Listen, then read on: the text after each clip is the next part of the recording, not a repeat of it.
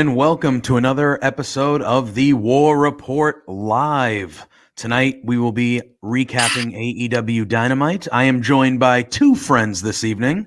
My name brethren, Mighty Joe, who joined me last night for our NXT recap. That was a lot of fun as well. He is with me here tonight. And then we have our friend John. John, how we doing, my friend? Doing well. How about you guys, man? I'm excited. This is the second one of these, so this is kind of a big deal, except except the Triple J's. Sorry, Spencer. The Triple J's, man. The Triple J effect. Yes, Spencer, this is. You're watching. This is the second one. Last night was fun. A little pivot into the programming of the War Report for a little bit. And you just asked if Spencer is watching. Spencer is watching. He said, "Hello, friends." Yes, hello. Hello, right. boss. So, all in all, I thought a pretty solid episode of AEW Dynamite tonight. I think most of them are solid to very good. And I thought tonight, oh, look at this. We have our friend Josh Robinson in the chat. Says a big hello. Hi, Josh. Thank you for being here. I thought another solid show. Joe messaged me right away. He's like, wow, I cannot believe that they're opening with Mox and Yuji Nagata. And I was like, it made sense when you saw how the rest of the show played out, but that was it's a big time deal, a super big time deal. And it was a little, I was happy they did it, and, we're going to get into it right now, but it was a little bit of a shock to see that come off first. But Joe, I will start with you. I know you're a big New Japan guy. So what did you think? I thought I'll let you start. Yeah, go ahead. Dude, I was floored. It was really cool. Mox and Kingston coming out to a Wild Thing by the Trogs. That was really friggin' cool. That's unexpected. And I mean, Moxley in the ring with Nagata, for that, for those who don't know, for the IWGP United States Championship, Nagata's 53 years old, guys. I mean, he can still hang with some of the best of them. And dude, it was just a pleasure to watch these two. It's the opening match was my match of the evening. They did absolutely incredible. Just so much respect for a guy at that age. And the interesting thing is, this isn't out of the norm for Japan. Like, a lot of these guys in their 50s and almost 60s can still really, really go. It's not, they're in there just going through the motions. These guys can still work their asses off. It's really impressive to watch. It really is. And, I've seen plenty of New Japan, but I'm not a diehard New Japan, so I'm not going to sit here and pretend I've seen a ton of Yuji Nagata's matches in my life. I have not. If you really want to see one be in for a treat, go on to YouTube. It's a free one. They just put it out recently. I think it's going back to about 2013, 2014, him against Minoru Suzuki. Yeah, I can imagine. I can imagine. This way, you just got to go watch it. Yeah, I can imagine. I thought, especially when you told me, he's 53. I knew he was older, but when you told me he was 53, to see him in the ring, he wasn't missing a beat. Like, he was keeping up with Mox the whole time. It was very impressive. Yeah. And I do agree with you. I do think this was the best match of the night. Sure. Yeah. John, what were your opinions of towards the end of the match and just the match in general from what you saw? Oh yeah, like I guess in the pre-show, I got in a couple minutes late, so I missed the beginning of it. But what I did see was, and so to your point, Joe, JPJ, you guys are both. I didn't know a lot about Nagata going into this, so this was new to me. But like you said, the dude could go. Him and Mox put on a great show. And to the Mighty One's point, they started off with it, which was odd. But why not swing for the fences right out the gate and set the tone for the night? Which this night continued to just rise and be. It was a great episode of Dynamite all around, which we'll talk about all that. But I loved the Wild Thing. I was a little confused at first, like I said here, and I was like, "Is that Rick Vaughn?" But it was a good bit. I loved the show Respect at the end too. I loved that they. Yes, I did too. They showed the respect. They raised each other's hand. They didn't do anything else after that, and it just shows. And I really hope they continue to do this partnership because, like I said, I don't watch a ton of New Japan either. So this is a great way to start introducing some of those New Japan stars that we may not know to the rest of the world. So this was a good showing. Absolutely. And we have some comments about this in the chat. We have Spencer saying this match was an ass-kicking contest, as well as the real winner was us, the fans. I 100% agree there. And then our friend Ed hopping in the chat. The 3Js. Good to see you, Ed.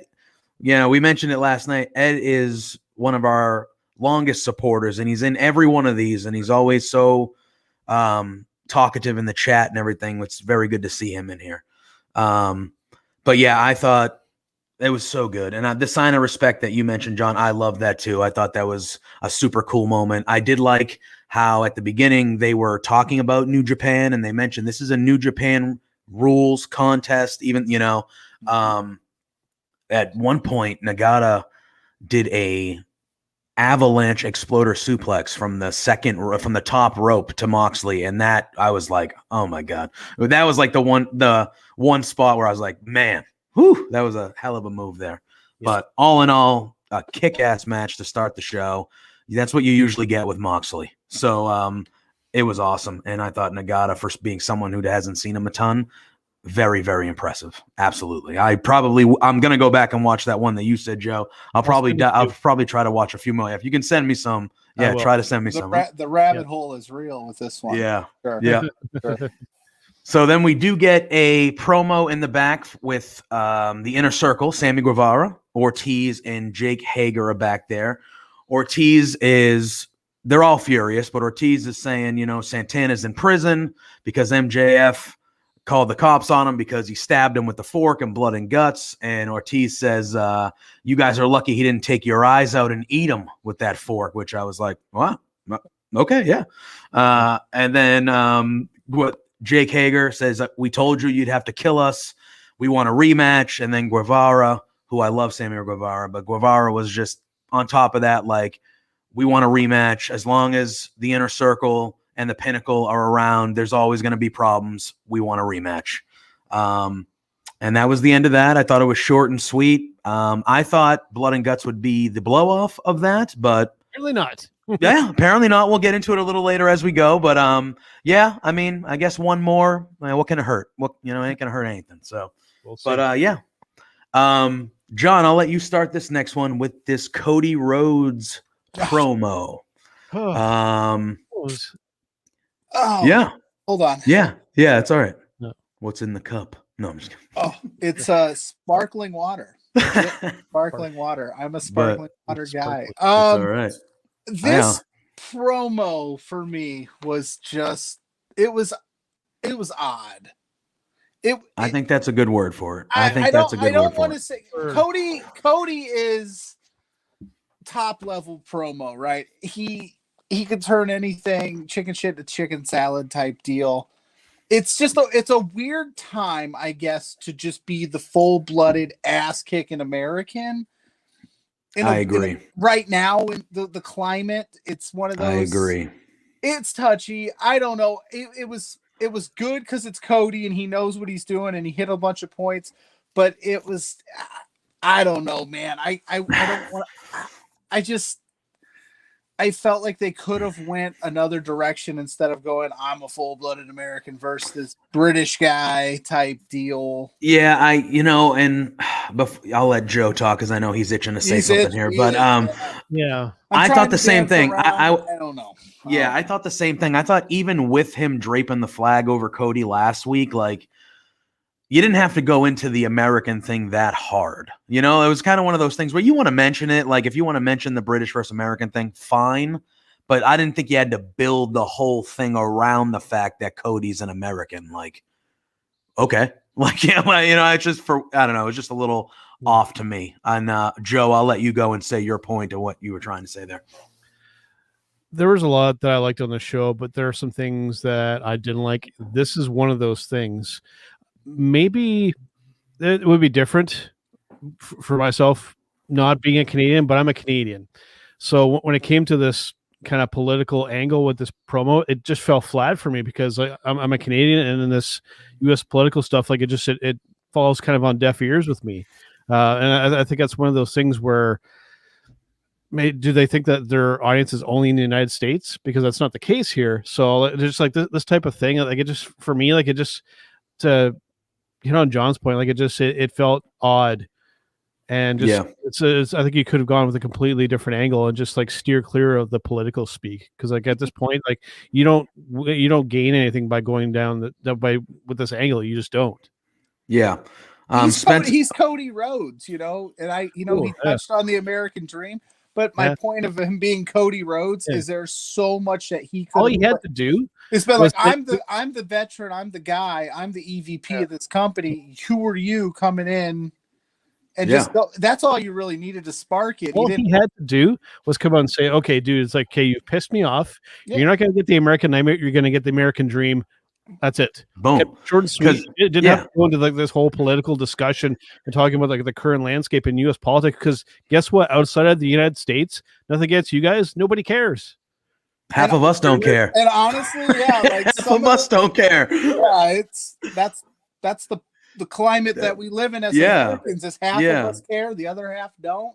Yeah, he looked like he was playing to the half that cared. Yes, that's where that looked like he was on that edge. I don't know. Just it didn't hit for me. It wasn't some of his best promo work, but I could. Yeah. I would agree there. Spencer with the question in the chat, he goes, can anyone recall a single solitary Anthony Ogogo promo against America? Because I don't think it's ever happened, and Cody brought her up a few times. I don't think he had a single solitary full promo hating America, but he has done like a couple digs, I think. He's called us filthy Yanks, and he called America a dump or like a garbage, something like small stuff. But it hasn't really been...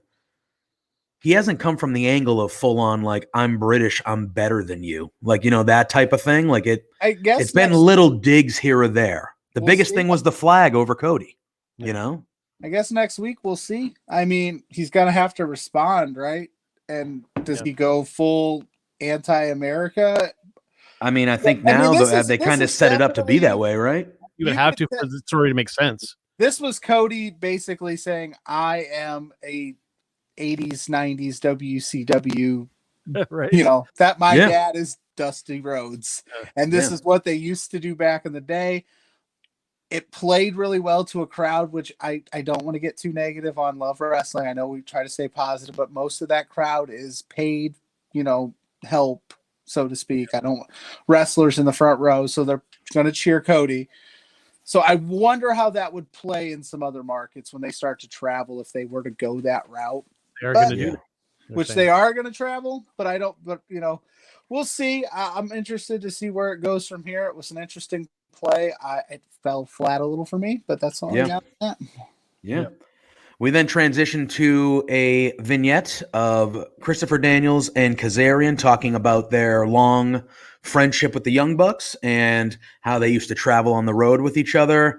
And now the Young Bucks are pompous jerks, and that, it was standard fare for me that you see with these type of storylines. And then it obviously led into the match for the tag team titles, which was SCU going up against the Young Bucks. John, I know, Joe, I know you have a strong opinion on this match, so I will let John lead, and then I will go to Joe to round it out with his opinion. So ease them in, huh? Yeah. So, John, what did you think of this match here? I thought it was a great match. I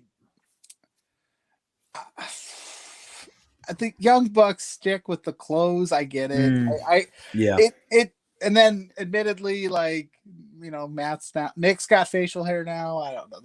Anyway, I thought it was a good match. I think they telegraphed this last week. This would have been a great, match if we weren't sure if SCU was going to be in it, but they kind of telegraphed it, so it took a little bit out of sales. You knew they were going to lose, and then it was a smodgy finish. The Daniels getting busted open. That was a lot of blood. I wasn't at first. I was like, maybe he busted. I think that was legit. That I think it was too for me, because he was out of it for a while. Yeah, I don't know if that changed how the match was going to go, but the Young Bucks, this was telegraphed. It's as we find out in a little bit, it's going to be Mox and Kingston at Double or Nothing versus them. So, SCU breaking up in a smazzy way. I would have liked to have seen this end clean, just out of a little dignity of respect. And then Yeah. the call back to the Shawn Michaels Ric Flair thing did Oh pop. my God. I Yeah. know. Yeah. I know it's maybe some people are like, that's really cringe, but it popped me. I was like, damn, that's Yeah. And some I knew he was heelish doing it shit. too. I knew he was doing it. Yeah. Like he was going to the corner and I saw him start to do this and I was like, yep, there it comes. Yeah. Such heelish shit. It was Yeah, so it's just it's like, God, they're so good at what they do. It's not hitting for me the way I thought it would, but I think there's just so much going on with it, and yeah. they're doing the let's purposely be outlandish thing, even though we all know they're not. They're Yeah. pretty down to earth guys because they just put out a book that they promoted on Dynamite, and talking about their upbringing, and now they're coming out in $1,000 shoes trying to play it up, and I don't know if it's working or not, but I'll let Mighty Joe take the floor. It sounds like he's got some thoughts. Yeah. All right, Joe, let's go. I think part of the bigger problem with this is I've always been a big fan of SU. I love Christopher Daniels and Frankie Kazarian, work from Impact and Ring of Honor. Fantastic. I think part of the problem here with the Young Bucks is that it's just been overexposed to this point. We've seen so friggin' much of these guys, not only in AEW, but I mean, even before their run with this company, it is all over the place. And it's to the point where like the act's gotten old for me. Well, you had mentioned, John, you're probably going to hate me for this, but the jab at probably one of my favorite emotional moments in professional wrestling with the referencing the Shawn Ric Flair thing. For me, that's I think what is holding this company back from really, really hitting solid with the mainstream of getting like 2 to 3 million viewers a week is that we're catering to a fraction of the audience. We're catering to the smart mark audience. If they're the new people that are watching this aren't going to get that reference, they're going to see it and go, I don't know what, right? We know what it means because I mean we saw that match. We get the reference. Yeah. But we're not drawing with this kind of stuff. We're not drawing in a new audience. We're just appealing to the smart mark audience. Where's my reject sign? I I get what you're saying. And people are going to agree with me, and that's totally cool. I'm not going to hate anybody, but for me, just for myself, like I get it, right? But I'm pretty much putting myself in the shoes of a new fan or somebody new to this product watching this, going, like it wouldn't resonate whatsoever. Yeah, which that's true, but you have to play to both fans. You have to play. You're not playing to both. That's the problem. But you have to. They got to play to the new fan and the smart. But they're not playing to the new fans. That's the problem. I think my issue is I agree with both of you because I think yes, the goal is they should be playing to both fans, right? Yeah. I just think where I can kind of see where Joe is. I think they lean more in the established fan range than they do the new fan, and that's okay because the established fan is what got the company up and running, right? That's going to keep them to a certain point. They're not going to go any further with that unless they open things up and start doing things that are going to appeal to somebody who has never watched wrestling or watched the product before. Yeah, so I think they need to find a middle point, and I think they're just a little too close to this side where they can kind of stretch it back, when Spencer says, if we want to cater to all fans, how do we feel about attempts like bringing in Snoop Dogg, who has an appeal to a wider audience? Or Shaq. Yeah. Shaq, Snoop Dogg, Tyson. They've done their fair share of that too to get some mainstream eyes on them, And that'll I'm never upset about those moves. I don't get upset about it when WWE does it because that's the goal. Yeah. It's just like when we're talking earlier about the Nagata match, and Joe and I have not seen any Nagata matches, and now all of a sudden we're gonna go tonight and look some stuff up and spiral into that. So that's the goal, and I think AEW has done that, tried to bring in the casual fan thing too, and they are appealing to their hardcore audience, but that's kind of what they were out to do from the beginning. These are our people. I do understand like the fans that don't agree with like they're making references to BTE stuff because not everybody watches that every week. I don't watch that every week. No. There's only so much time in the day. So yeah, they need to find a nice balance. The shots, I personally, when they were head to head with NXT on Wednesdays. I didn't mind the shots. I think that they're, fun, and I think the WWE should do them too. That's just me. The problem, the thing with that is that WWE doesn't see AEW as competition whatsoever. And it seems like AEW seems to think that they're still in competition with this company when they're not. So, like, stop with the jabs. Just do your own thing. Right now, their ceiling is here when it can be much, much higher. Like, stop with the subtle jabs to Vince. We get it. A lot of you guys are ex-WWE guys. Move on. Do your own thing. Yeah. Which, unfortunately, this Young Bucks iteration is kind of built on being slimy, heely, jabby type. Yeah. They're doing it even to the, diehard fans of theirs, and it's so, unfortunately, this is what they're going to do. I think so. And maybe that's why it's not hitting with everybody, because they're playing up a side of them that, we really haven't seen, and we're just kind of like, oh, it's all jabs at everybody. Really, they're jabbing AEW guys, they're jabbing Impact, all of it. This whole like Kenny Omega storyline with the Bucks and everybody. So this section of it, they're gonna start. They need to, stop taking jabs. I guess everybody get along.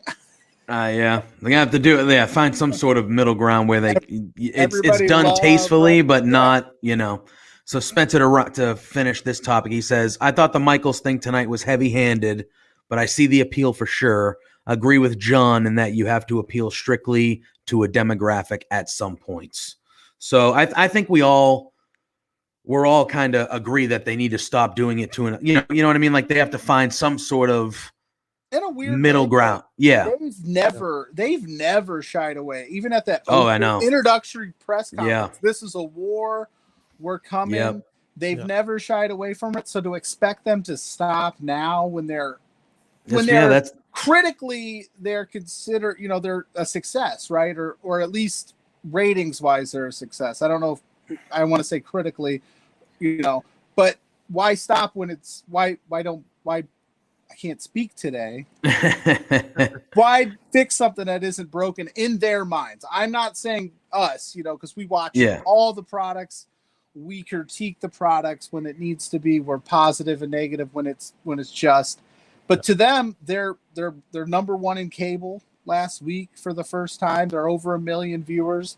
The shots, they've been talking about it since day one. So they're not going to stop anytime soon. So it's still a little fun. It was. It's Matt Jackson is such a shit heel, man. Yeah, and it's true. Like, it's true. He's a shit heel, and they're playing over the top shitty heels, and almost to the point where it's so cartoony that I can't tell if it's good or not. I'm like, it's I'm like, but because I've ranted enough today. And hopefully, when we do get, because apparently a double or nothing, they made it a point that we're going to be full up with the crowd, full capacity. And I think that the money to be made with the Young Bucks is as the good guys, not as the bad guys. With the merch machine and all that kind of stuff, you got to come back at some point. Will they boo him? Or will they turn him because it's a full crowd? Full crowd. Knowing their audience, they will cheer that, which is which then the psychology is backwards, right? Because we run into the issue of cheering for the heels and booing the faces, right? So yeah. Or we will so smart that they're going to boo just to keep it going. Maybe we'll see. I'm interested. And we'll let Parrish have the last thought here in the chat. He says the single fact that they take jabs is just another way of saying we're not as good as them. That's his opinion when he says there. And I think I don't think he's the only one that feels that way too. Like, I've heard that and I've read that as well, that they think it's like that type of dynamic as well. Yeah. All right. We then get in the back, we see Moxley and Eddie Kingston trashing the Elite's dressing room. And, like old rock and roll wild thing, and just trashing it, destroying it. And then we get a interview in the back with Dasha and Christian. Christian's talking about Taz. He cracks a joke about Taz's weight. And then he says, Taz, there's no denying that at one point you were one of the baddest guys in the ring. And he says, you know what? I have an open contract next week. So any one of your guys on your team, they can meet me in the ring. and I'll fight any one of them. And and then he talks about the casino battle royal at Double or Nothing. He says, the winner gets an automatic title shot whenever they want. He's entering it, and he's going to win it, and then he's going to become AEW heavyweight champion. And then he is interrupted by Mr. Matt Sydal, who says, "Yeah, man, yeah." And he says, well, don't get ahead of yourself. I'm in the casino battle royal as well, and I'll have something to say about that. And then he also says, and as far as your open challenge or open contract next week, I already signed it. So next week, you don't have to worry about Team Taz. It's going to be you and me. Joe, I'll let you lead. You're the one clapping over there. I'm taking it you liked this segment. The Young Bucks thing is really my only thing that I wasn't a fan of in the show. The rest of the show was pretty damn solid. I'm a big fan of both of these guys, Slidell and Cage. Looking forward to this one. I'm hoping that it's a potential show stealer for me. I've always been a fan of both guys, so looking forward to it. Yeah, I think the match, no doubt, will be a good one. Those guys, I mean, they've been very good at this for a long, long time, both of them. What did you think, John, about the promo of Sydal? And obviously you don't hear him talk a lot. He's not a guy that gets a lot of time. So it was good to see somebody new have that little bit of time to kind of show some character. What did you think about this? Are you excited about the match as well? I think the match is going to be great. I think this is a perfect opponent for Christian to, Sydal's a pro, right? And they're going to put on a great match, and both guys are going to look good heading into the Casino Battle Royal. The only issues I had with it is Sydal being like, well, I'm in this Battle Royal and you're not winning it. Spoiler alert, when I do my power rankings for the Casino Battle Royal, Sydal is at the bottom. No disrespect to him.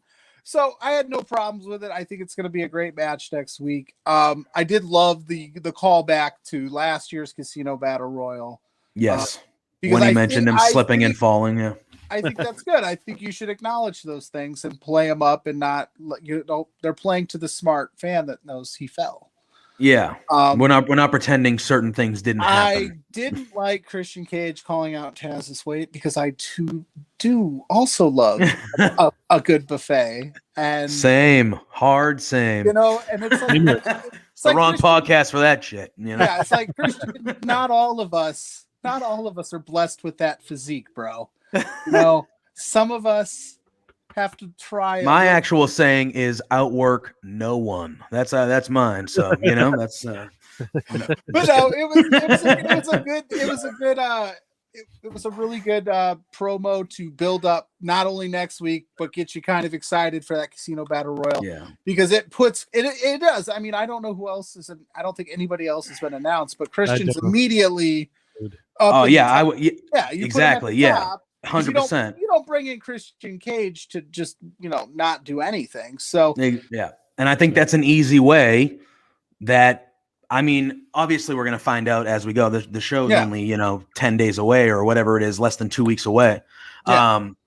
You're going to find out more bigger names that are in it, but I would think that Christian has to be the favorite no matter what going into it, because like you said, they made such a big deal of him coming there, and he's had a few good matches, but he really hasn't done anything super duper significant yet. And this is an easy way that if he wins that's a guaranteed title match. It's a big match and he's a big name. Like, that's just an easy way to get him in a title match, And if he doesn't win, is he really outworking everybody? No, I'm just kidding. Yeah. I couldn't. All right. I gotta stop. We then get the one-on-one match between Orange Cassidy and Pac, with the winner going to face Kenny Omega for the AEW Heavyweight Championship at Double or Nothing. This was a match that started quicker than most Orange Cassidy matches. Usually there's the slow build and everything, but right out the gate, he tries to give the sunglasses to Pac, puts them on his head. Pac does a very Pac thing and breaks them, and they start going at it right away, and you got to see, when Cassidy hits that gear, he's good. He's very good in there. I thought this was a good match overall. These guys are, especially Pac, is one of the best in the world. And Orange Cassidy's pretty damn good himself. I thought it was good. I I don't mind because I'm looking forward to that triple threat match at Double or Nothing that we're going to get. That should be amazing. But I did think the ending was kind of. I thought they were going to go in the direction where, because of the promo last week between Omega and Orange Cassidy, I thought Orange Cassidy was going to end up winning somehow. And, you could have done a thing where Omega is trying to come down and help Pac, but he actually accidentally screws Pac, and Orange Cassidy wins, and then Omega is embarrassed because he has to fight Orange Cassidy, who he thinks is a joke and all that stuff. The triple threat is going to be amazing. Those three guys, I highly doubt they're not going to have a great match. I just thought the ending of this match kind of fell flat for me. John, what did you? I'll slide it to you about your opinion. No, like you said, great match. If you took two wrestlers and said, name two wrestlers you never think in a million years would have great chemistry, Pac and Orange Cassidy, and whenever they're together, it just works. Pac is such that little, he's so angry and, cool Cassidy, and it works out really well. And I thought the match was good. The schmaz finish, I see where Omega and Callis, if we're talking storyline, is trying to get out of having any match. Why not? Let's keep this title as long as possible. I would have liked when Shivani came down, who said this match has to happen, right? Yeah. He just said, I just got word that it's a triple threat now. Was it Tony Khan? Because I think that would play up the story a little more and have Kenny be mad at somebody. You know what I mean? Because, again, to Joe's point, I know not all the casual viewers that they would get in understand that Kenny's an EVP, but to us, fans that have been paying attention since day one, we know he's higher up. He's high up in the company. I know they don't like to talk about it, but who's making these decisions, right? Is it Khan? Is it is it Cody? Is it somebody else saying, all right, we're going to make this match happen? But overall, it was a great match. I mean, again, Pac and Cassidy always put on good stuff. So triple threat's going to be a great shit. It might steal the show. Oh yeah, for sure. Joe, for sure. Joe, what'd you have to say about this? Yeah, it's one of those things too. I agree with John with Shivani. Like, they should have kind of like explained a little bit like where that was kind of coming from. It keeps things kind of coherent a little bit better. But anyways, like with the match itself, like Orange Cassidy is a guy that I've always been kind of like 50-50 on. It's like, I'm a big fan of comedy and professional wrestling, but to a certain extent, right? It's the kind of thing where it's like, is this guy really main event material? That's kind of my concern. But I mean, and on the other side of things too, I think too many people focus just on like the comedy aspect, which he does a lot of, but forget that the dude can actually work as well, because he really, really can.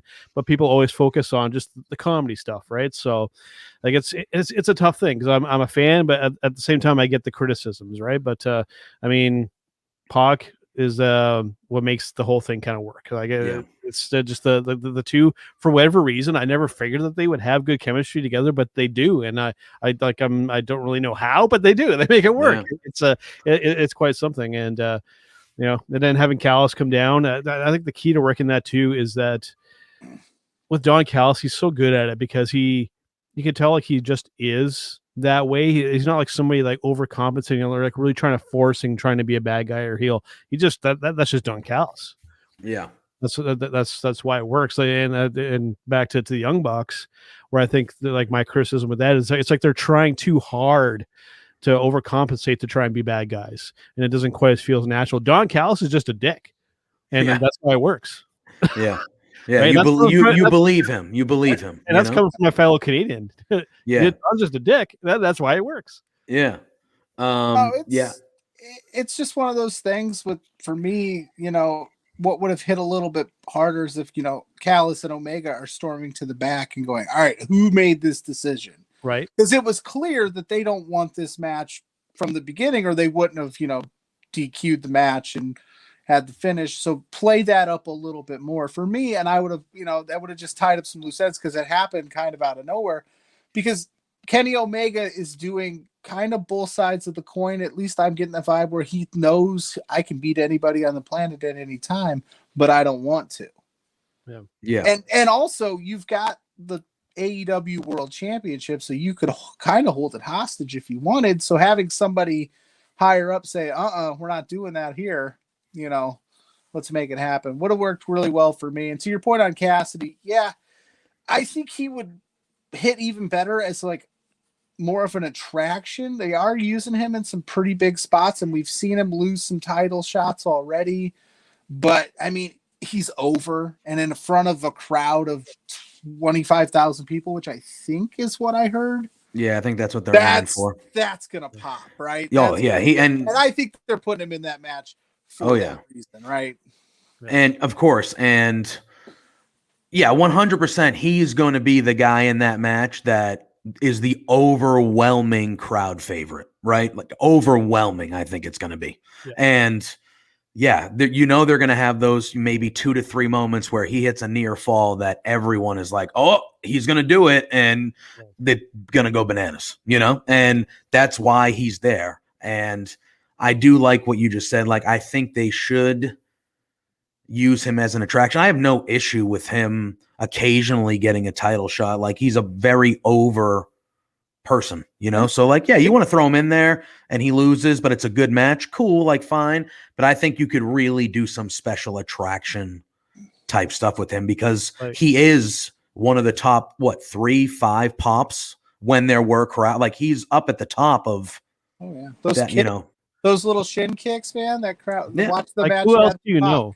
Who else do you know that can do a suicide dive through the ropes with their hands in their pockets? Exactly. Or do a kip up with your hands in their pockets. Yeah, because it's crazy. One of the key things to doing that move typically is you use your arms to kind of give yourself some momentum. He does that with his hands in his pockets. That makes that way, way more difficult to do. So, yeah. Yeah, there was one spot in the match where he came off the rope and Pac hit him with a super kick, and it looked pretty nasty, like he got hit. And Spencer did say something in the comments. He said, I believe that Cassidy was injured but is believed to be okay. I don't know if we know any extent of that, but it did look like, at least as they went to commercial, or like the picture-in-picture, that they were giving Cassidy some time on the outside to kind of recover from something, and Pac was kind of, talking up the crowd, getting the crowd going and stuff like that. The only issue with Cassidy with his approach, and I hope it never comes to bite him back in the ass, but we know that occasionally in professional wrestling, like, I don't know how many times it's happened in history, but it has happened where the ropes let go.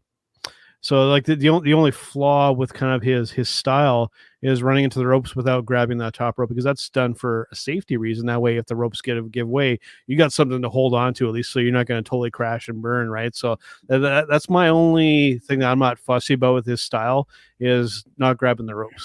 That hopefully will never bite him in the ass. Let's put it that way. And then before we move on, Parrish says Pac is one of the least talked about under the radar diamonds in the rough who never seems to get the trigger pulled on. I would agree there. He's got to be a future world champion in AEW. Has to be. I think they were leaning that way before the pandemic, and he had to I think that's where they were going. Yeah. So they kind of had to change up a lot of plans, because he was on the trajectory. Him and those Hangman Page matches, those were for who was going to be the next guy. And then things happen, and I think they're going to start getting back to that. They had to change the course of what they were doing. And no, Parrish is not wrong. I mean, Pac, and I don't like to, I guess I do it all the time, but the WWE had this guy like in their grasp and had him, at their disposal, and was just like, this doesn't work for us. Yeah. Crazy to me, because he is so good. Yeah. It's, I could see him win the championship at Double or Nothing. In fact, that would be my pick, and that'd be, if I was booking, that's the direction I would go. Yeah, that would. I would not be against that. The death triangle, man. They got a good thing going there. Keep going with it. Yeah. We want to say hi. Means no DQ. It's true. We want to say hi to our friend Shane, who pops in and says hello in the chat. Spencer says that Pac is certainly a contender. And then as we're going to move into the next couple things, we're backstage segments. The first was the Elite walking into their dressing room, pissed off that it got trashed. I love Anderson here screaming, "This is where I worship the Lord," and he's Gallows, just screaming. too. Yeah, It's so, they're all like, flipping out. it was so like slapstick. Like, it was just, Yeah, this is wow. where I worship the Lord. Anderson just screaming. I'm just like, all right, yeah, great. Oh my Especially god, dressed in the tie-dye. That was just cool. it was so good. Yeah, it made me laugh. And then the Young Bucks say that they challenge. Not only do they challenge Moxley and Kingston for a match, they didn't mention it was a title match. They just challenged them to a match at Double or Nothing. They said that next week they're going to challenge the number one contenders, which are the Varsity Blondes. Then they took a shot at Brian Pillman Jr. Doing their heelishly thing, kind of making reference to obviously his father, Brian Pillman. Joe looks like he wants to say something, so I'm gonna let him go here. Here's what you do at Double or Nothing. All right. Here's the scenario. Right. We've broken that with the forbidden wall with Nagata from New Japan here. Okay. But here's what you do at Double or Nothing. Right. We have the Bucks versus Mox and Kingston. Right. What you do to put the belts on Kingston and Mox is you have the Guerrillas of Destiny show up and like literally take out the Young Bucks so that Mox and Kingston can win the championships. I would to see those guys show up, Tama Tonga and his brother show up and take those guys out. I would pop large for that if they can make that. And I do think, Double or Nothing is setting up to be a good show. Like AEW most of the time has good shows, right? That storyline, right? The Tama Tonga, the calling, you guys think that you're the elite? No, we're still a Bullet Club. You guys are shit. We're still a Bullet Club over here in Japan. So you watch out. Yeah.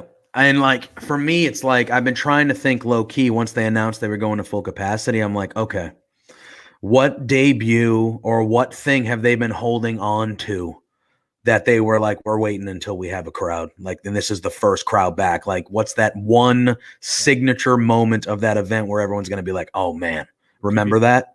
And it could be something like that. Maybe it's that, or maybe Omega wins the title and like, God forbid, we see like Okada or we see like someone like that. You know what I'm saying? Like it could be, and you have the full crowd for the first time in like almost 15 months. And it's like, man, again. Or if Omega wins and you have Kota Ibushi. Ibushi, yes, that was another one. Yes, like just like holy shit, you know? Yeah. But yes, this is the beautiful thing about the Forbidden Door, and I haven't been on enough of these to talk about like that. And I know a lot of fans are like, "What does this do for so and so?" It's amazing. We're talking about all these insane opportunities and things that could happen, and it's wonderful. That's all I wanted to say about that. I don't need to dive too deep into that, but it's amazing. Yeah. And Parrish says Ibushi is my pick for that pop. I think that would be wonderful. I don't know if we're gonna do a live reacts after that. I would love to, and if that is the case, you will see me. My smile will be ear to ear. So I'll be like, "Yep, all right." We then see Hangman and the Dark Order. They're talking to Hangman about the loss that he had to Brian Cage. Hangman says, "Hey, he has no problem taking a loss, but he basically lost to 3.5 dudes with the attack before the match, and he challenges Cage to fight him one-on-one at Double or Nothing. And the way that he ended the promo, he says your chances will be Double or Nothing. And then John Silver, being wonderful John Silver, goes, "Hey, that's the name of the pay-per-view. Did you just think of that? You're so smart." And he just like, I love John Silver. I know he's a little banged up, so we haven't seen him fight in a while, but he's one of my favorites. Hilarious. Yeah. Adam Page, like just showing why, like, that there was a very strong possibility, like when we had the first championship match with him and Jericho, like where I was fully expecting them to go that way. Cause I mean, Page is like extremely underrated. Like even during the Elite times in Ring of Honor, like he was seeming like kind of like the odd guy out. And like, I think he's one of the more talented guys in the group. And not only he's a great wrestler, he's a great promo too. Like this one here tonight, top notch. Oh yeah. Hangman is amazing. I love cowboy shit. Oh yeah, always. And I have Hangman as the guy that will dethrone Omega. I think that's the story, a long-term story they can build to, the former tag team champions, not part of the Elite anymore. And then, that loss to Cage was the first loss Hangman had in months, like literal months, maybe this whole year. I think he might've been undefeated to that point. Like that and I talked with Matt when we do the War Report, is whenever Hangman wrestles, it always seems that Hangman wrestles first on the show. He's the opener of the show every time he wrestles. And I think that's done with purpose because they know this guy is a future babyface multi-time. Like, he's the guy that is going to be the guy for them. He's one of those guys. And that's why he was in that first AEW championship match against Jericho, because they wanted him in there. Because they're like, yeah, Jericho's the name. He's going to win it because he needs to be the first champion to carry it. But this guy's in there, and this guy's going to be there, I'm a huge fan of Hangman. John. Yeah, go ahead. Yeah, when you turn on your TV, like the 8 o'clock hour, and you see Hangman Page, you think that guy's a star. Yeah. I'm digging. I know a lot of people weren't happy with him losing to Cage, but I kind of look at it like this, and I think this is where they're going with it, right? He was cruising, undefeated. He slipped up. He took an L, kind of like in sports, right? Get that loss out of the way in college early, and then just go on a roll. That's how you prolong this a little bit. He took the L. He gets that win back at Double or Nothing against Cage, and then he just goes on a tear, and then maybe it All Out. You get that Hangman, that Omega match. Because, a focused Hangman Page is a dangerous Hangman Page, right? And I think, they caught him slipping. Maybe eventually he kind of starts to, maybe not in a heelish way, but just say, hey, Dark Order guys, like I need to really hone it in here. And we go see them do something else. As we kind of saw later on tonight, they helped out, with some in the main event. With some other stuff, Other stuff. And then Hangman Page just focuses in. Boom. It writes itself.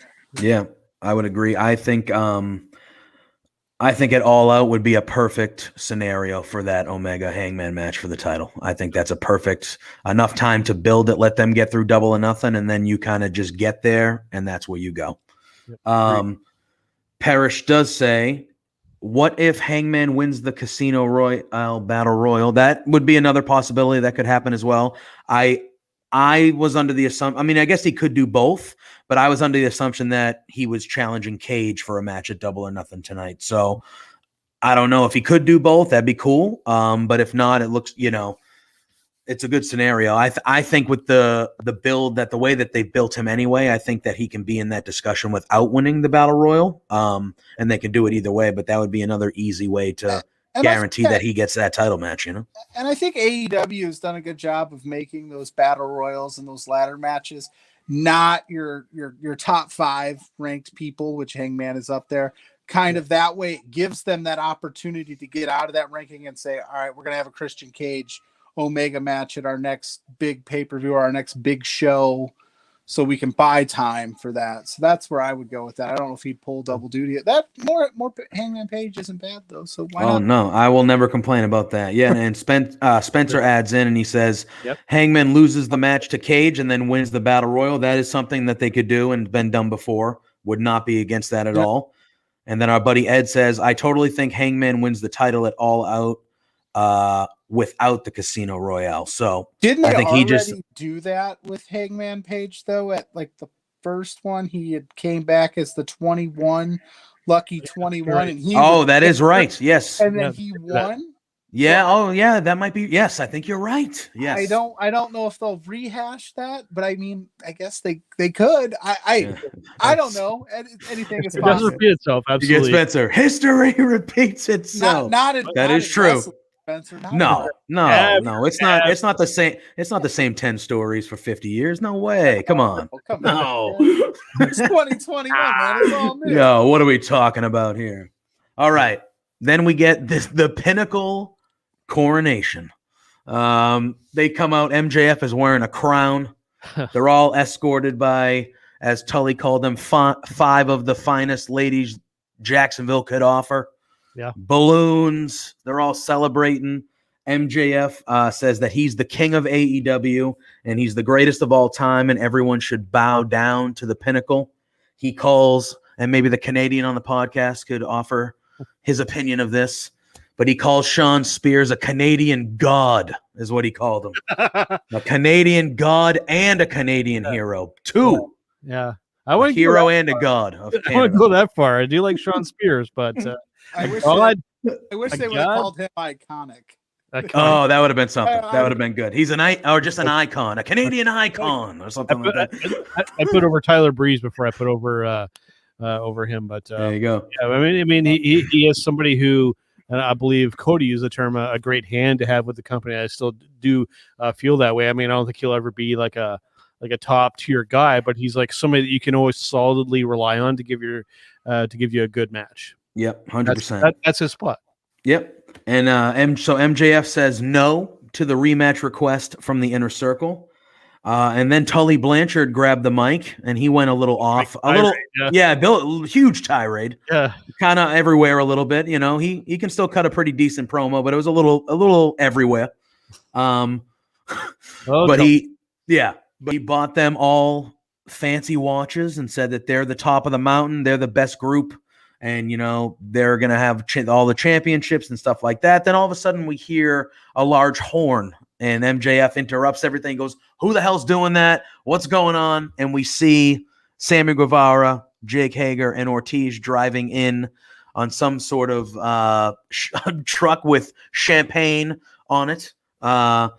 And MJF is saying, you guys look like a joke, blah, blah, blah. Your leader, Jericho's not here, blah, blah, blah. And then we see Chris Jericho come out. He's got a big cast on his arm, but he's there. He says, are you going to give us the rematch? MJF says no. He goes, I'll ask you one more time. Are you going to give us the rematch? MJF says no. And he goes, get him. And we have the hose of a little bit of the bubbly. And they douse the Pinnacle. They douse the ring. You know, it reminds you of Stone Cold with the beer truck and Angle with the milk truck. Those are not quite as cool. Not quite as cool. Yeah, it was a little on the cheesier side, but it immediately brought me back to that, and I was like, yeah, and I was laughing and having fun and enjoying it. Yeah, I liked it. I don't think they needed one more match. And afterwards, MJF does say, you want one more match at Double or Nothing? We'll do what you lost last year, Stadium Stampede. And he says, however, if you lose, you guys need to break up forever. And then you could see they were kind of like, oh, do we want to do it? Kind of shock and awe on the Inner Circle's face. Yeah. What do we think of the segment, John? What do you think about the potential Stadium Stampede match at Double or Nothing with, it looks like, the Inner Circle and the Pinnacle one more time? So MJF looked like, it sounded like he watched the A&E Booker doc on Sunday. Straight up. He's like, oh, that's good stuff. I'm gonna do that. Tully was all over the place because I think he was like, oh, I can actually talk because MJF has been doing most of it. Yeah. And I'm glad you let me go first because I know the Mighty One's probably gonna crap on the callback to the beer truck, but I loved it. I just was like, I know it was fine, and I liked the Stadium Stampede match. I feel like you have that whole football stadium to your disposal. You might as well use it. So I'm in for it. I thought they did well at Blood and Guts. JPJ is frozen, which is awesome because of my hot take. I'm not frozen. That was me just being, yeah. You're really good. I'm naturally good. Yeah, I know. I thought you froze up on me there. That's awesome. No. I thought I will say if I was going to split hairs, I would have dragged it out a little longer. I would have maybe waited one more week. Jericho popping back up after Blood and Guts. Like that stuff to me, I always wish in more often than not that they would sell it a little bit more. I'm always like when KO quit and then showed back up next week type stuff. Sell it a little bit more because you can announce Stadium Stampede next week and it still has enough time to build. There's so much already on this bone that you don't need a long build. So if I'm splitting hairs, that was my only qualm. Was one more week. So let's live it out. Let's make us believe. I know we all know Jericho fell on a crash pad, but make us believe in storyline sense that he is legitimately hurt and needed to take this time off. Yeah, Joe. What'd you think of this segment? What do you think about one more go round between the Pinnacle and the Inner Circle? Well, contrary to what I think John was expecting, I'm not going to crap all over this segment. I mean, I still don't think it was quite as cool as Stone Cold dousing Vince McMahon and the others with beer. Because I mean, that's Iconic. Classic. You want to talk about iconic? That was iconic. Yeah, right. But I do agree that we should have waited at least another week to kind of build up a little bit of anticipation, some investment in it. I think they did jump the gun a week on doing it, but it is what it is. So, like you just mentioned too, we got the stadium. Might as well make good use of it. Yep. And I'm sure comedy will ensue again, like it did last time too. So. Yes. Maybe they could only rent the truck this week and not next week, because I know That's a sometimes possibility. rental schedules are tough because you got to get those back in time, otherwise you get charged extra, right? So no, exactly, and they gotta, they don't have. They're kind of hard up for money, right? Yeah, I know those cons. I don't know, because what followed, I will get to that. But my reasoning for waiting a week is I do have some negative Nancy thoughts on what happened after this. Oh, all right. A few. All right. Well, what happened, unless I'm missing something, what happened directly after this was the sit down with Britt Baker. Yeah. Which was fantastic. Okay. Which Britt Baker's money. Oh, yeah. Title. Thunder Rosa's fantastic. I'll just burn through it real quick because I'm feeling it. Thunder Rosa, fantastic 2-minute match. Jade Cargill directly after that, quick promo. Yeah. You crammed all three of your top women in a 15-minute block again, so you could jump the gun on spraying the Pinnacle with water or champagne or whatever. Champagne, whatever it was. Yeah, exactly. So on a show like this, if you waited one more week and let that Pinnacle build, you could have given Thunder Rosa some more time. You could have spread out your women's segments. That's my thing. Spread them out between. You have 2 hours. They don't have to all be at 9:30. Yeah. That was my bummer of the whole thing. It's like those three women. Whether you think Jade Cargill is a ring technician or not, they're pushing her to the. They want to be the next star. Britt Baker is next level, top of the food chain, gonna win the title. I have no doubt in my mind. And Thunder Rosa, we all know she's fantastic. Yeah, that's why spread that out. Give them a little bit more time to shine. Take a little bit off. You don't need Tully talking for 20 minutes about whatever it is you're talking about, right? Name one line from that promo outside of the women of Jacksonville. Yeah, it was just it was nonsense. Yeah. That's my rant. I'm all right. I'm done. Okay. I'll let you guys take the floor. to kind of link that too. I mean, that ties in really nicely with a video that Josh did just a couple days ago. With women's wrestling across the board. That ties right into which way. Definitely shout out to Josh. Make sure and check out that video on our YouTube channel. But yeah, like you definitely could have spread the women out more through the show. It's extremely unbalanced, not just in AEW, not just in WWE. Outside of Stardom and women of wrestling, where it's just the women, it's very unbalanced. And women's wrestling is really good right now, so you need to use it properly. But I mean, and then if you sprinkle these through, like the Britt Baker thing after, a big segment with Cody, probably plays a little better, or move them into spots. If you're only going to give them this finite number of minutes, move them into spots where people have their eyes on it. I know that you're considering the Pinnacle, MJF, all that a big spot, but then you just went boom, boom, boom, and it was like you could have. It just all of them did fine. All of them did great. I have no qualms with any of the women and what they did. I think they all spoke really well, did great promos, had a great match, but give it to me, and then it's almost like it was forgotten. Yeah. Because it felt like they just squeezed it in there just to kind of get out of the way. Because then you're right. Then you're right up on the main event, and that's what everybody's exactly right. About. The placement is not good. Yeah. Hey, here's our women. Boom, we're done. Main event time. It's like you have no time to digest what those storylines are. Could be or will be or gonna be. All that. It just rubs me the wrong way for that. In that moment. And speaking of Josh Robinson, earlier when he popped in to say hello, I was saving this because we're going to start talking about the Britt Baker segment. He said, I heard Dynamite was bitching. I watched Britt Baker's segment and she was rad. Full agreement there. She's been rad for a hot while now. And I thought this was good. Yeah, DMD. She's come a long way. She was really rough at the beginning. Like, literally, I think it was on the cruise. And this was a pre-taped thing, and they cut her segment short. because it was that bad, right? So she's come a long way, especially on the mic. She can always work in the ring, but on the mic, she is vastly improved. Oh yeah.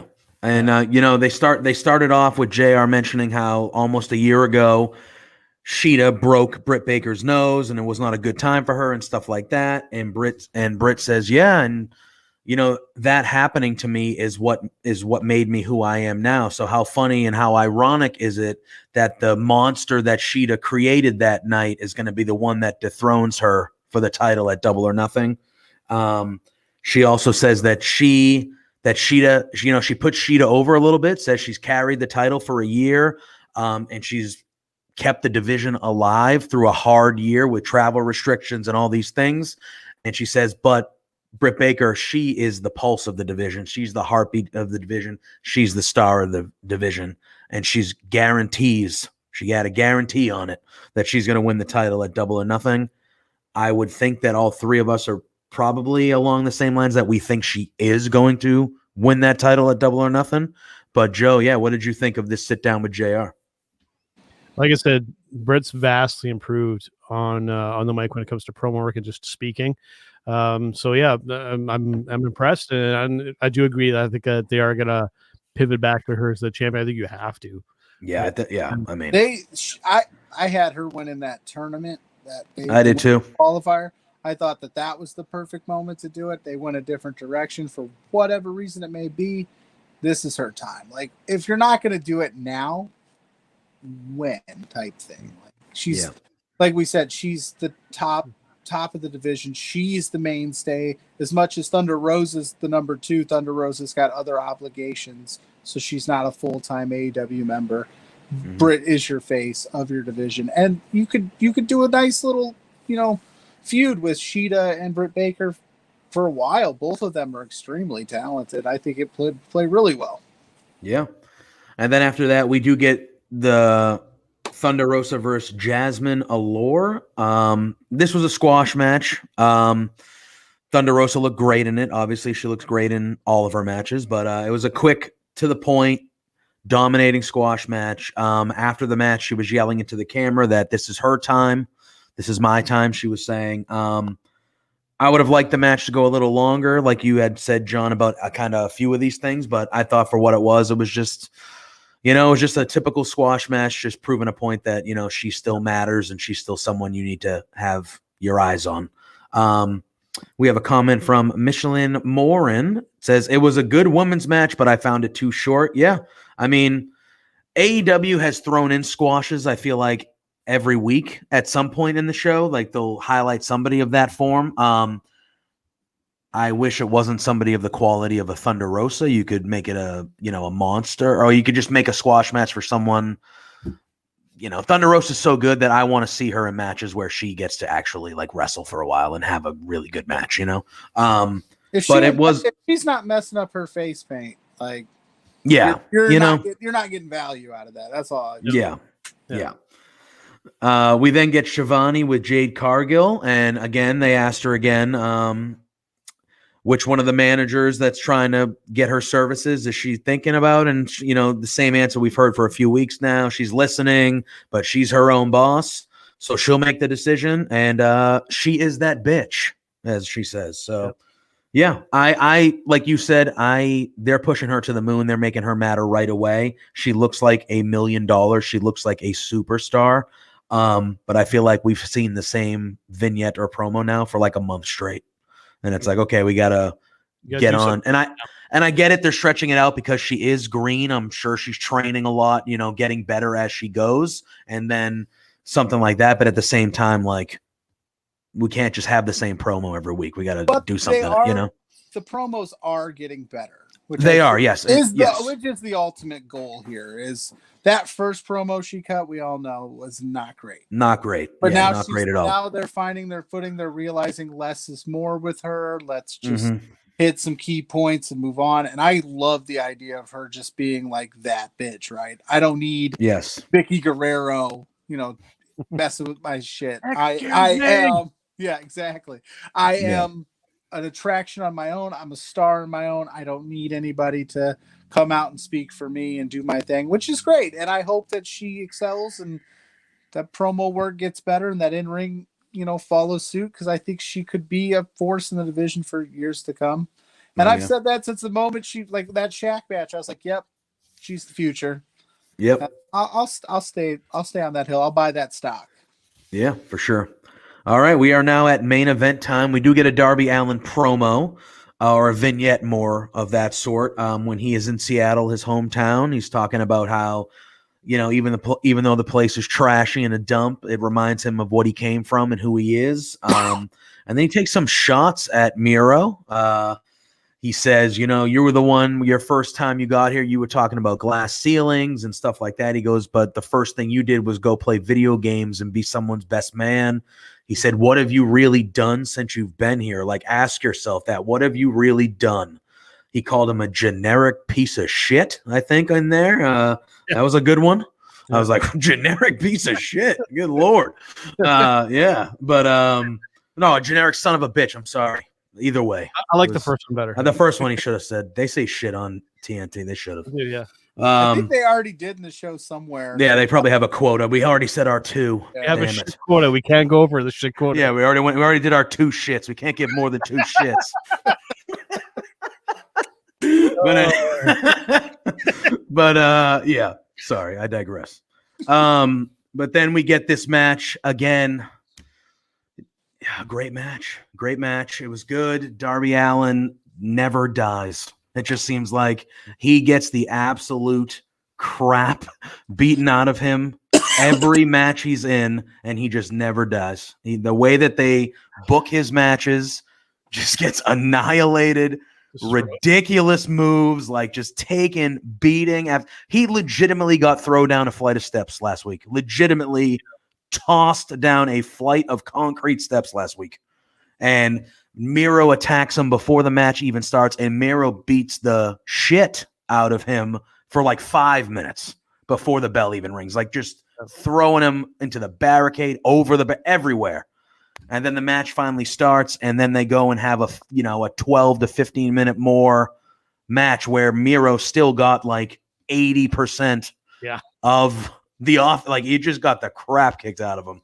And then like that, he just never dies. He comes back. He has his flurries. He's so fast. His tope suicida is very violent and awesome looking. I love it. Yeah, Joe, I'll let you kind of continue and carry on about what you thought of this match. I thought it was what I expect from Darby Allin, and we'll obviously talk about the ending with Miro winning the TNT title. But yeah, take it away. What were your opinions on this match? Yeah, more on Darby Allin style. Like, you want to talk like that suicide dive? Like, I mean, oh my God, like so much gusto and mustard behind that. Like, it's like, dude, don't die. Don't die, really? Like, yeah, that coffin drop, and like one thing that I'm glad that I don't think he uses it as much, or I hope that he starts using it more sparingly. Like, I remember because when he came into AEW, I hadn't had a whole lot of exposure to him, and I think it was his match with Cody, where basically like he pitched him into the corner, and like he went like through the top. Oh, he went through the middle rope, and then he like went sideways, like oh man, that was like on in the Indies, that was like a staple in all of his matches that he would do that. I'm like, dude, like the margin for like being okay and being dead in that is just like so minuscule. It's just like, dude, just don't do that. Yeah, you can really do everything else. Do the PCO where you dive out and hit like nothing and do that kind of stuff. But like going through like the top and the middle turnbuckles with like the post right there, like, dude, it's just like you're literally playing with fire. But I mean, it's one of the things that it's endeared him to the fans too. Like the guy is just almost. I didn't want to go over our F word quota there, but Spencer, but just like where are we at? But it's one of those things where just like his fearless style is just like one of the reasons why he is like one of the top draws for this company. Yeah, and we were talking about big pops with Orange Cassidy earlier. When they were regular crowds, Darby was right up there too. Like organically from day one that we got to know him more and see his character. Like he's been a fan favorite and at the top of the fans' pop list for a long time. And, he ended up losing this match and losing the title. I'm assuming, obviously, it looks like where it's heading is Scorpio Sky and Ethan Page versus him and Sting. Yeah. So I'm okay. And I felt like, and we'll get into some of the comments in the chat, Miro had to win this match. That coming into it, once they announced it last week, I was like, he can't lose that match. Like, they've done almost nothing, with him. Like, he's cut a couple good vignettes lately, and when he has wrestled, they've made him look like a dominant figure. But he's been in arcade matches and like all these different. They haven't made him look like what we know him as, Rusev, Miro, whatever you want to call him. The guy is a stud. He's a monster. And tonight he looked like that monster. And Very much so. and he won the title, and I'm excited for him. I'm excited to see him with that belt.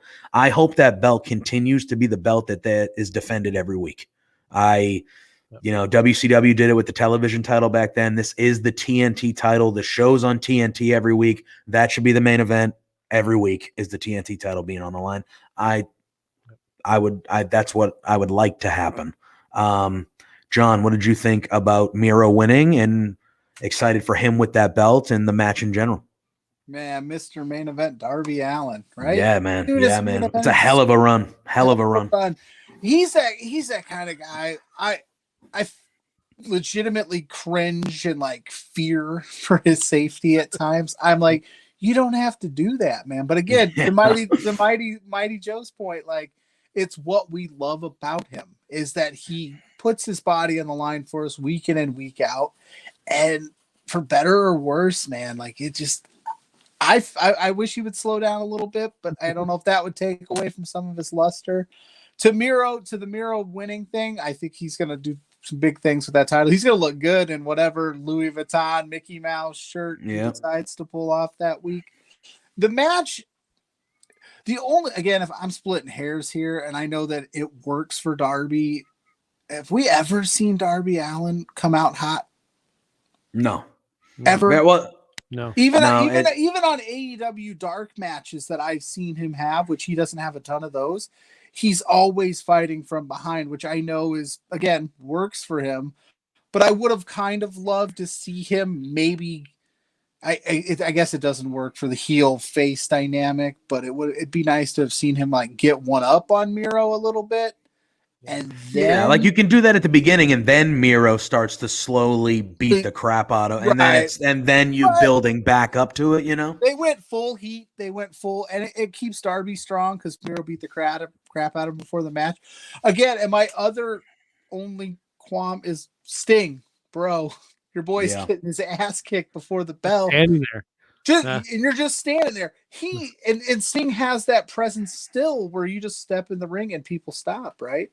Yeah. But even then, if he, knocks Sting out of the way, puts even more heat on Miro. Again, I'm splitting hairs. I thought again, overall an awesome main event. We got, the Ethan Page Scorpio Sky thing, I think is an interesting pairing. And I think they are leaning Sting and Darby. And like I said earlier, we saw the Dark Order come out. Yeah, that is true. They get involved in that little, because I mean, let's face it, Sting and Darby have, Dark Order vibes, right? For sure. You know what I mean? So maybe, I don't know if they'll go that route and have, although I'm going to put it in the universe, Johnny Hungy and Sting, like interactions. That'd be fun. Oh, that'd be fun. We do have some comments in the chat. Our friend Ed says Miro has been way too sparingly used for almost a year in AEW. Even with this win tonight, I would agree. I don't know how much the situation we've been in this last year affected that, but like definitely he could have been shown like this a lot sooner, I think. I think like his we've kind of seen him too was they'd all had that heat about ex-WWE guys coming in and getting shots and getting title shots right away too. Yeah. So it was like, all right, here comes Miro. Here we go again. He's going to get a title match, let's not do it. And then they kind of backed off they kind of teased it with Christian Cage, and they backed off. So I think they were kind of, because these guys, the elite guys, I think have their ear to the ground and are on Twitter and I think they pay attention to what people are saying. And I think that was one of the moments. So maybe that's what happened with Miro. And now we're slowly building him back into the monster he needed to be. I'm glad the Kip thing is done. That ran its course, but it was a nice, like, okay, he's here, let's introduce him. So I didn't mind it, but I think to Ed's point, yeah, they've sparingly used Miro, but I don't think it was his fault. They ran into that similar thing with the Young Bucks too, where it's like this whole time, we're the best tag team in the world, we're the best tag team in the world, on and on and on. And it's like, okay, but you guys haven't won the championship yet. Like, for somebody new to seeing you guys, how are we believing that you're the best in the world when you haven't won the title yet? And I think that they were maybe a little too hung up on putting the championship on themselves at that point, because they are EVPs as well, that, eventually, they had to pull the trigger on to try and, legitimately get the point across, say, hey, we're supposedly the best tag team in the world because we do have the well, I think, to their credit, though, I think the first year of AEW, I think they all did a really good job of building up those Orange Cassidys, the Darby Allin. They gave Private Party the rub, and I'm not sure why they didn't do anything else with them. So they took that first year to say, hey, we're not just these 4 guys. We are much more than that. And then I think it was like, okay, because a lot of fans were like, the first year, no Omega title run, no, Young Bucks title runs. What's going on? The Cody had his title run, and now he's not doing anything right now. He's actually doing the opposite of the other 3, right? He's messing with Anthony Ogogo, and that's a weird dynamic too. Like, Cody Rhodes which Cody's putting over young stars. He's still doing that, so that's his thing. But the other 3 aren't. So we'll see where it goes. But who knows? Yeah. But all in all, great main event. Great show of Dynamite. On that note, we will sign it off with a couple fun comments from Spencer. He says, love wrestling. We don't give a single. Correct. And then love wrestling. We can't give more than 2 shits. Anyway. I'm sorry. I had to end it like that. Joe, thank you for joining me the last 2 nights. John, thanks for joining us tonight. John, since you weren't on the stream last night when Joe and I kind of plugged our crap, I will let you plug your crap. What do you got coming up? I think something exciting tomorrow, right, my friend? Not sure. There's some hype around this too. Yeah, I don't know. I think I might have heard about it too. It's something. Well, anyway, first of all, thanks for having me on, guys. I always have a good time doing this, and it's been an honor to be a part of this Love Wrestling community. Everybody's fantastic. You can find me at Wrestling Plug Inc. on Facebook, Instagram, Twitter's just Wrestling Plug, and yes, tomorrow, 8:30 p.m. Mm-hmm. You think you have the answers? JPJ and I, we don't have the answers either. No, we don't. Between Two Beards is debuting on Love Wrestling. Yes, it is. We're gonna, for an hour and a half or so, we're just gonna kick it. We're gonna talk whatever, whenever. We don't really, you know what? You just got to tune in. I can't explain it. I know this. We're gonna be talking a little Backlash. Correct. And I'm gonna go ahead and give the loyal Love Wrestling fans a little teaser. We're gonna discuss where Daniel Bryan's going to end up. Spoiler alert. True. That is true. We're not predicting where you all are thinking. Yeah, that might be true too. I don't. Yeah. So, but we got scoops. Yeah. Scoops. You have to tune in tomorrow night. Yeah. I am very excited. I'm looking forward to it. I think it's going to be fun. So we hope that you join us, and we want to thank everyone who joined us this evening. Please follow us and subscribe. Tell your friends, tell your family, tell anyone you know. Love Wrestling, Facebook, YouTube, especially on Twitch. We have all our plugs here. Mighty Joe at TB Talk Pod on the Twitter, Wrestling Plug Inc., Joseph_Poulin Jr. Thank you, everyone, for joining us tonight for another episode of the War Report Live. We appreciate every single one of you, and we will all see you very soon.